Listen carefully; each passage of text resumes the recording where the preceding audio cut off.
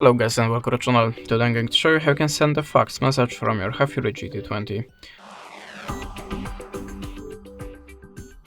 So now first up, open the Play Store, tap on the search bar and look for the fax app. Choose one of them. I'm always using the Easy Fax, so we can launch it now. Allow permissions to the camera and to the files. Now tap on the plus and choose the source of your document, like something from your gallery. Just select your picture or the document.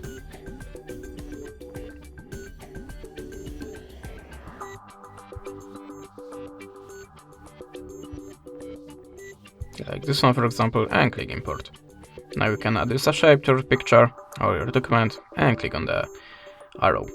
Okay, now choose the filter for your photo to make it more visible for your receiver, and if you're ready, click accept. Now type the number in this place, choose the country from the list. If you want to add more documents to this list, click on the plus and do it like before. If you want to send the documents, just get your free credits or buy it and click on this button. And that's it. Thanks for watching, leave us a subscribe or a comment, and goodbye.